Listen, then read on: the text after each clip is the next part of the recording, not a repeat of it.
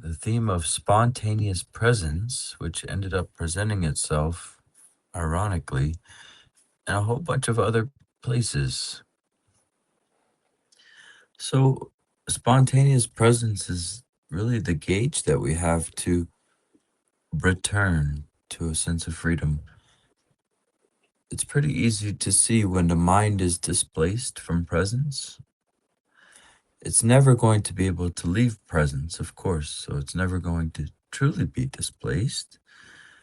But when we compartmentalize into a cycle of thought or into emotional or even sense stimulation, then there's the appearance of displacement. For example, if I really get stuck on something from the past right now, and I'm lamenting that, and I'm kind of, um, is begrudging a word? kind of, you know what I mean, where you're kind of in it, and you're feeling it, belaboring even. I'm trying to find the right word here. Feel free to help me out, but it's when you're really into that nostalgia, I suppose, or that memory of the past. So much so that it displaces you from the freshness of presence. Also, time and space, although we compare a lot to space, mind is not exactly like space in the fact that it cannot be warped and it cannot change. Awareness is like space in terms of volumetric presence. But yeah, I would say obsessing, Scott. Yeah, if you're obsessing about the past or you're highly worried about the future, this can be a kind of temporal displacement. But also, I would say spatial. So it becomes very interesting how we can reify and promote the time space continuum. Whereas awareness is timeless, so this is something to explore in your own mind. Is there a timeless aspect of my mind here? And that would be synonymous with spontaneous presence, as Longchenpa has been calling it, or as Richard Barron has been translating it. So, yeah, I think that's the main point, that we can displace ourselves away from presence, away from great clarity, and we go into a conditioning. So, let's see what the precious treasury of the way of abiding is talking about today. What could even be in the summary, finally, of this theme. By the way, Yeshi, I have a little bar there, so if you keep it just there, you go, just like a fraction. You can even move it up a little bit more, just to give you an idea of right there. So whenever we're reading it, I don't know if you can keep it. Uh, I don't know if there's a note or something like that, but that's the perfect spot right there where nothing's getting cut off. So yeah, yesterday we went over mantras, and now we're back to Ati Yoga, thanks to Yeshi facilitating and all these great yogis here in the gathering. And there's just consistently profound sharings going on that this practice is being incorporated or experiences are being integrated into awareness. And so it's really that simple for those who may be unfamiliar or new to what we call awareness practice, Ati Yoga, Dzogchen. If you're new, it's really about just recognizing a knowingness that's always with us. And then instead of being stuck in thoughts, now there's this awareness. So thoughts are sort of happening within the awareness, and you're no longer confined to those thoughts. Remember, thoughts can cause us to do the most extreme things. And so it may not seem like a big deal, particularly in the beginning, when you exit out of that confinement, when you decompartmentalize yourself out of thoughts. But it is a really big deal. It may even seem mundane because your conditioning and the momentum of that is still rolling. You may still have thoughts and emotions, and it's very subtle the fact that you've been unstuck from them. So here Longchenpa is giving a summary of the previous section, and we're discussing a lot about how this idea of the inner cognition can meet the outer cognition. So your mind is everywhere right now, just like a dream. And just like a dream, your mind has a programming, a habituation to compartmentalize yourself, to think that there's you and the environment, and that you're somehow separate, even though we mostly consist of empty space and water. And so we're inseparable from our environment. We're made out of the same stuff. And in this way, we initiate what they call samsara, the cyclic existence of conditioning. But with the eyes open, doing 10-minute sessions, integrating experiences, then you start to mingle, you start to see the presence, the pure presence of the environment. Mind is also there, just the same as it's here in the so-called inside.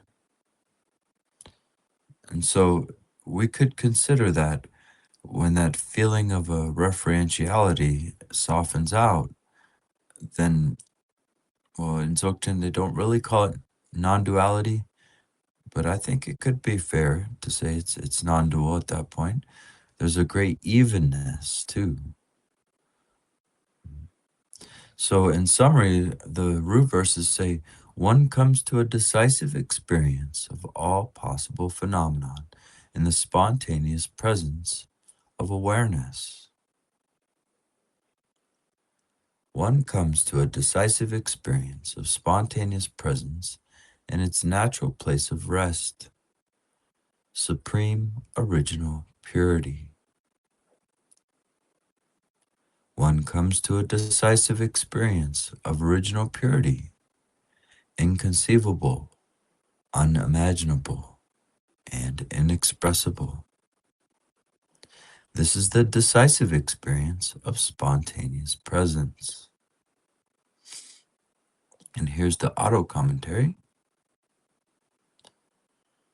So this can correlate with Garb Dorje's statement of confidence coming in one thing and one thing only. That's the liberation of conditioning. And so decisive experience means that you have familiarized with pure presence, spontaneous presence, to the point where the contrast between conditioning and purity is so strong that you don't really fall into conditioning. But what's happening for many yogis, and that's just my blanket term, okay, for contemplative, and please don't get offended by the label or even associate with the label if you don't want to. But for many of these yogis, there's an unraveling of conditioning. And that can look strange. It can look abstract. It can appear like you're not even a Dharma practitioner. So only you know if you've seen a spacious part of your mind, if you've had a little aha moment. Of course, we can verify that too with the sharings and various inquiry aspects. Is there a decision you are answering? Hmm?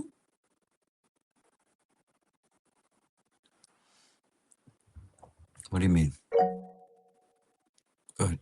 Well, you were kind of answering as I was typing it out, and I'm like, what's the so I just anyway, what's what am I is there a decision within this Oh, experience? But so you kind of cleared that up for me. yeah. Sorry, I'll stop reading your mind. I wasn't reading your mind. It just happens that way, right? It's the mystery of the gathering. Yeah, there's a kind of decision. I think that's a translating thing. Some trends out there really of me, guys. When they say you understand the view, for example, that shows me that most likely this person isn't dealing with the view. They think it's still something conceptual. This is goes the same when people try to say clear light means clear understanding, and they'll say, "Oh, it's not a light." Oh, you'd have to argue with a lot of yogis on that one. Even Tenzin Wangyal in the Bon tradition would yeah would concur that it's we're talking about luminosity here. We're not talking about clear understanding, a clear conceptual understanding. I'm really surprised they put that out there, and that's part of the 5 degenerations, where some of the teachers in the Dharma is going to be degenerating a little bit. So,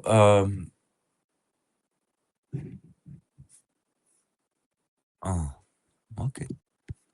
We'll just continue on then. Yeah, to me, it's when it says one comes to a decisive experience, it's incredibly difficult, I imagine, to translate this stuff because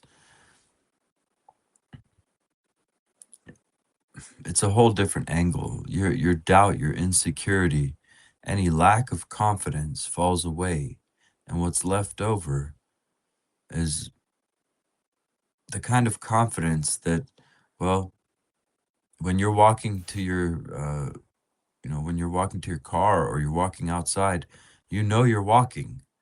You don't need to question that. When you're eating food, for example, your body's getting nourished, and you don't question that as you're taking a bite. There's a confidence there that, yes, I'm eating this food. It's not a kind of confidence like, oh, I'm the best at throwing this ball around. It's not that kind of confidence. It's a kind of indwelling confidence that you would just like when you're riding a bike. Now you know how to ride that bike very good. So you have a natural confidence there, nothing contrived or nothing superficial. Mm. I think the bike might be the best analogy here or best comparison, because a lot of people get on a bike and they don't question that. But that's kind of complicated to ride a bike.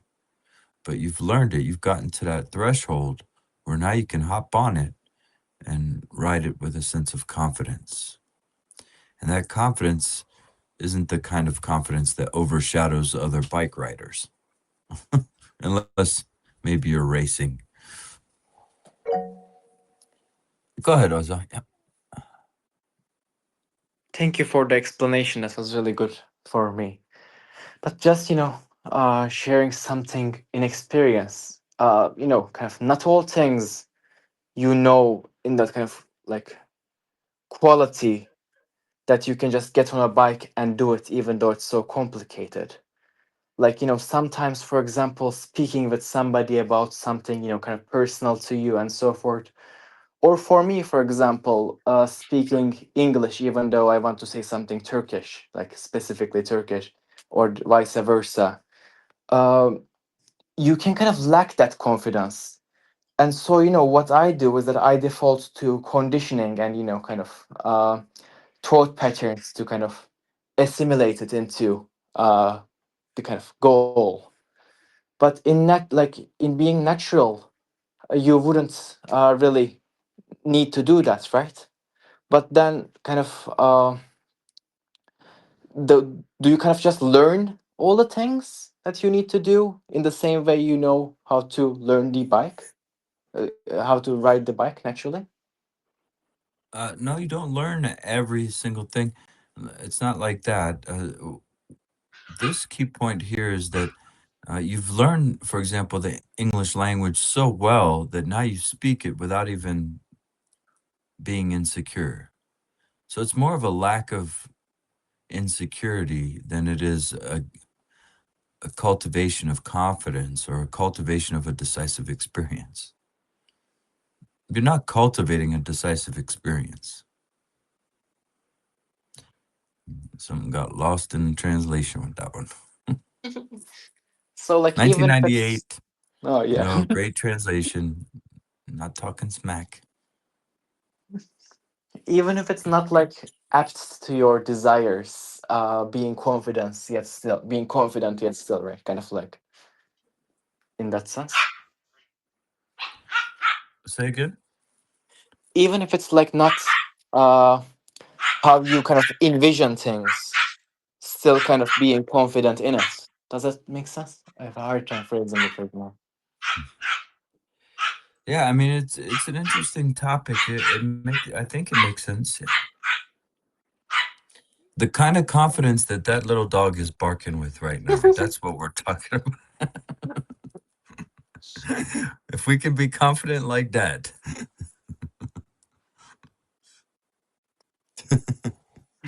Okay, thank you. Yarp, yarp, yap, yarp, yap, yap, yap, yap.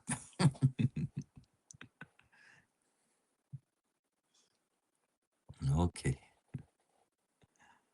By the way, Rangjung, nice to see you here. We mentioned you earlier and all your hard work and how you're kind of weird for liking to edit.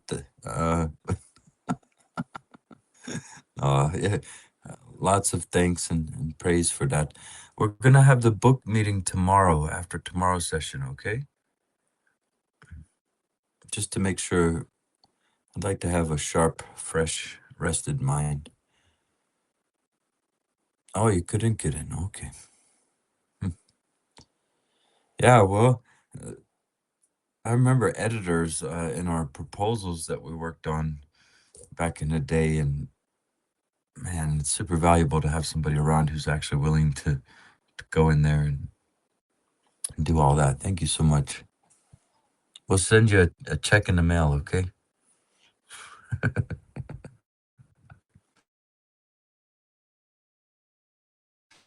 Get another. Okay, so let's see what Longchenpa says and if he's backing us up here at all on our explanation. Since all phenomena come from awareness, one comes to a decisive experience of them within the scope of spontaneous present awareness. And now remember, everybody, this is the radical aspect. Can you begin to include your environment, just like your thoughts and emotions? And is presence with you in the environment just the same as it would be with you in the thoughts and emotions? I think everybody understands the child meeting the mother luminosity and what Longchenpa was referring to, the inner and the outer, and this kind of well, integrating the world, integrating phenomenon. Everybody understanding that? Because most Dharma paths, they don't take you into that fourth foundation of mindfulness. I mean, it's seemingly they neglect the environment. Okay.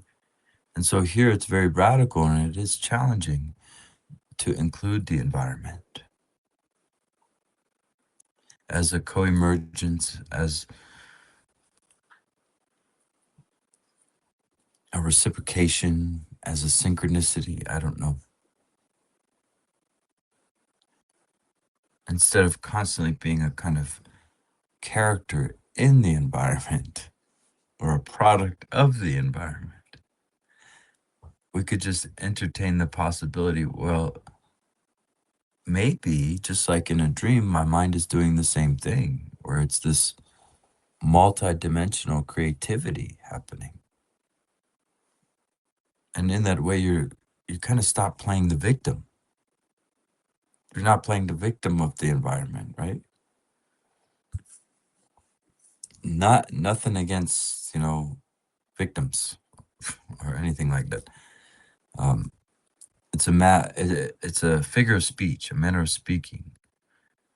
That as long as I'm here and I'm thinking I'm separate from the environment's constantly happening to me. And I disassociate my own power, my own mind from any of that. So this is quite radical, and But all phenomena, remember the environment, which includes sounds and sights and everything, is referred to oftentimes as all phenomenon or all appearances also.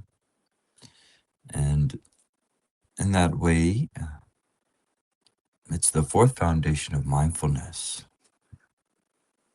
and one of the five aggregates, of course. So why would Buddha Shakyamuni include form in there if form wasn't a big part of this? So Rangjung says biophobia is apparently on the rise. Literal fear of the natural environment. Oh Mani Padme. Okay, so Longchenpa is saying one comes to a decisive experience of spontaneous presence in Dharmakaya, its natural place of rest, the inner basic space of original purity. And one comes to a decisive experience of original purity, free of limits, as the supreme ground of freedom beyond imagination or expression. And here he's citing the Pearl Garland Tantra. Freedom is that which is at the beginning. Haha, getting a little Zen koan with us. And you can put that into perspective, like what's there before I start thinking, before I start speaking.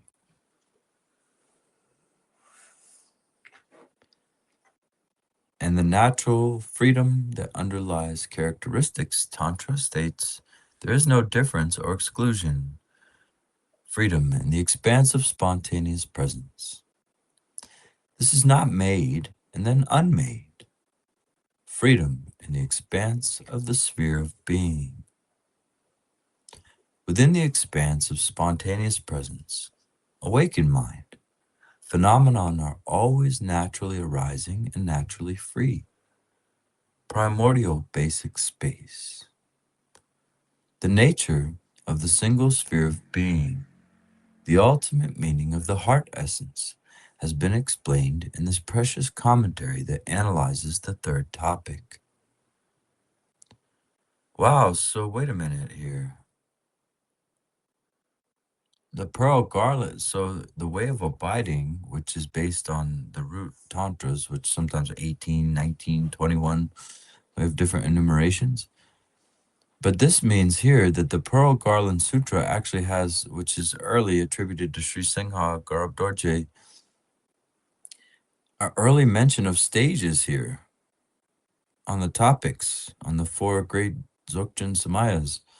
So I wasn't quite sure where the four Dzogchen Samayas originally came from, but apparently they're in the Pearl Garland Tantra here. Yeah, that is. Maybe you could find them all. And this also cites the reverberation of sound tantra, which is considered the root tantra of all the Dzogchen tantras. So pretty interesting.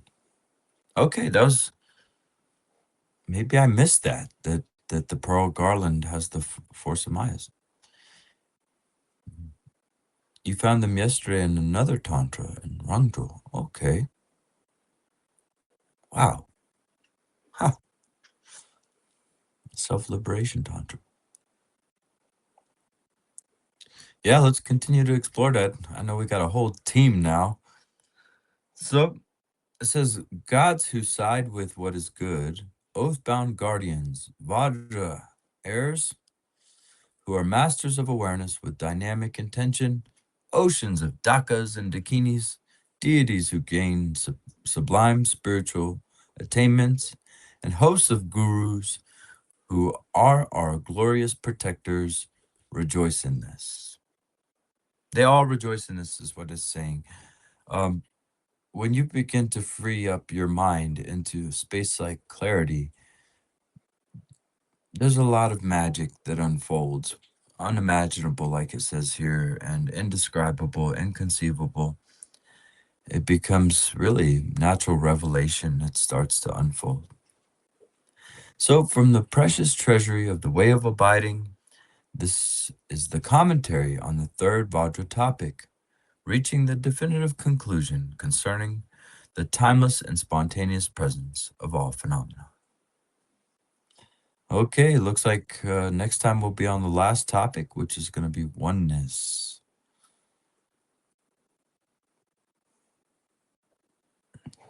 Well, thank you so much, everybody. And that was a nice theme. It started off with very much in this life, ended up addressing the bardos in the end of that. That's the one part of the way of abiding that I don't favor. It's I've already explained that I don't really deal with bardo teachings, but I think overall it's a really profound chapter on spontaneous presence, also sometimes called pure presence, to represent empty cognizance. And most of you know so much of this, I feel like I'm just repeating. You have quite the Dharma education from the Meditation Online University, where our campus is the infinite. Rangjung is saying, oh wow, while walking the dog earlier, I came up with paraphrase of gods who side with good line. Oh, To be fair, it was for a Dungeons and Dragons campaign that my mate has asked me to write up for him to run. So I wasn't quite as high-minded as the Tantra, but it was almost word for word. It was like, so I see that as a synchronicity. That's cool. I'm going to dive into that. Yeah. Synchronicity city. Somehow city is in the word synchronicity. So there's another synchronicity there. Oh, we went beyond Shedra a little bit, Ozal, but yeah, we have our own. Definitely, it's great for introductory to nearly everything you could be interested in as far as the Dharma goes. Okay, well, any final thoughts, comments, questions today before we check out?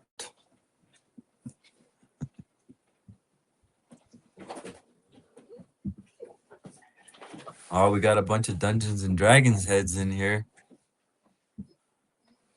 Oh, wow, it's been so long since I played that game.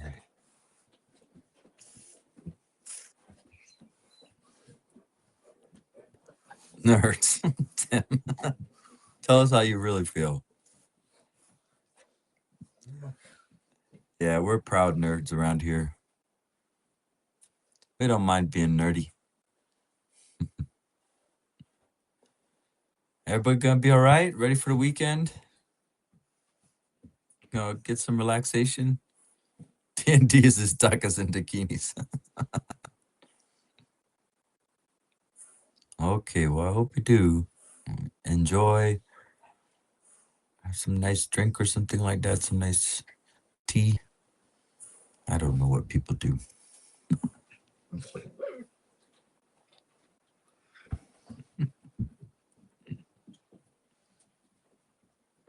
Okay, so we'll end here then.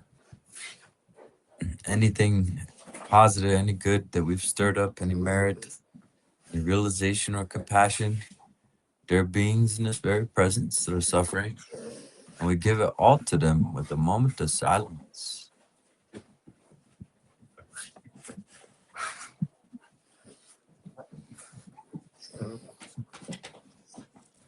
Okay, deep bow to you, everybody.